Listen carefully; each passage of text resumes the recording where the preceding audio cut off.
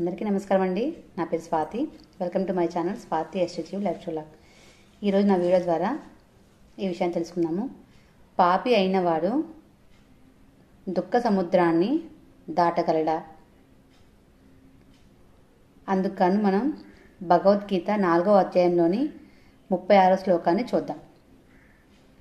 అపి చేదసి పాపేభ్యః సర్వేభ్యః పాపకృత్తమః సర్వం జ్ఞానప్లవేనైవ వ్రజినం సంతరిష్యసి.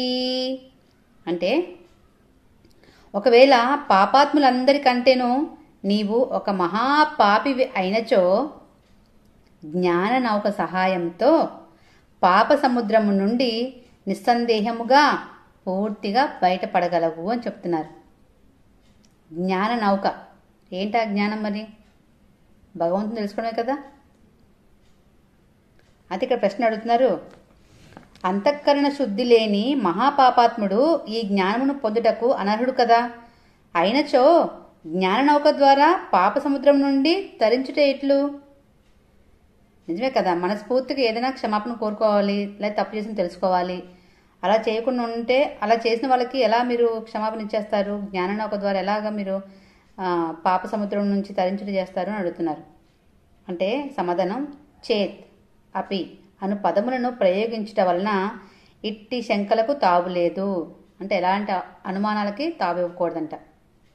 పాపాత్ముడైన వాడు ఈ జ్ఞానమును పొందుటకు అర్హుడు కాని మాట వాస్తవమే.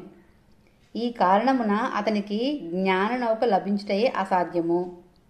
అయితే భగవత్ అనుగ్రహము వలన కానీ, మహాత్ముల దయ వలన కానీ, మరి ఏ ఇతర కారణముల వలన కానీ ఈ జ్ఞానము లభించినచో అతడు ఎంతటి పాపాత్ముడైనను వెంటనే ఆ పాపముల నుండి ఉద్ధరింపబడును అని చెప్తున్నారు. చూసారా, ఎంత పాపం సరే, అంటే ఒక మంచి వాళ్ళతో ఉన్నా కూడా, లేదా భగవంతుని అనుగ్రహం వలనైనా కూడా కొన్ని అలాంటి పాపం సరే తొలగించుకోవచ్చు అని చెప్తున్నారు. మరొక ప్రశ్న ఏంటో చూద్దాం. మరో ప్రశ్న అడుగుతున్నారు, సకామ భావములతో చేపడిన పుణ్యకర్మలు కూడా మనుష్యునకు బంధహేతువులే అగును. మరి పాపముల నుండి తరించునని చెప్పుటలో గల ఆంతర్యం ఏమిటి? సమాధానంగా, పుణ్యకర్మలు కూడా సకామ భావముతో చేసినప్పుడు అవి బంధహేతువులే అగును. సమస్త కర్మబంధముల నుండి సర్వదా ముక్తుడైనప్పుడే పాపములన్నింటి నుండి బయటపడగలడు. ఇది వాస్తవము. కానీ పుణ్యకర్మ ఫలత్యాగము చేయుట మనుష్యుని ఆధీనములోని విషయము. అతనికి సంకల్పము కలిగినప్పుడు వాటిని, ఏంటవి, పుణ్యకర్మలను త్యజించవచ్చును. కానీ జ్ఞానమును పొందకుండా పాపముల నుండి తరించుట అతని ఆధీనంలో లేదు. పుణ్యాలు యాడ్ అవుతున్నాయి, కానీ పాపాన్ని కూడా ఉంటుంది కాబట్టి దాన్ని కూడా మనం తొలగించడానికి లేదు. కావున పాపకర్మల నుండి ముక్తుడగునట్టును మాటలో పుణ్యకర్మ బంధముల నుండి కూడా ముక్తుడగుచున్నట్లు తెలుసుకునవలను. పాపం చేసిన పుణ్యం చేసినా కూడా అవన్నీ కూడా కర్మల్లోకి యాడ్ అవుతాయని చెప్తున్నారు కదా పెద్దవాళ్ళు. ఇంకా ప్రశ్న అడుగుతున్నారు, జ్ఞాన నౌక ద్వారా పాప సముద్రం నుండి పూర్తిగా తరించుట అనగానేమి?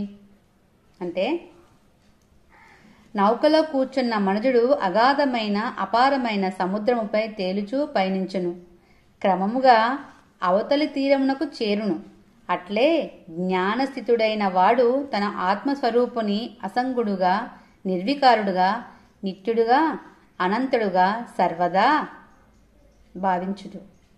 అనేకములైన పూర్వజన్మల యందును ఈ జన్మయందును చేసిన ప్రాపంచక విషయములకు సంబంధించిన సమస్త పాప సముదాయములను అతిక్రమించును. అనగా సమస్త కర్మ అంటే ప్రాపంచికంగా చేసినవి బంధముల నుండి సర్వదా శాశ్వతముగా విముక్తుడగును. జ్ఞాన నౌక ద్వారా పాప సముద్రమును పూర్తిగా దాటుట చేయగలడు. సంబంధం ఏంటి ఇక్కడ అంటే, ఏ పరమార్థ విషయమైనను ఒకే దృశ్యంతము ద్వారా సమగ్రముగా తెలుపుట సాధ్యము కాదు. దాని ఒక అంశము మాత్రమే తెలుపుటకు వీలగును అని చెప్తున్నారు.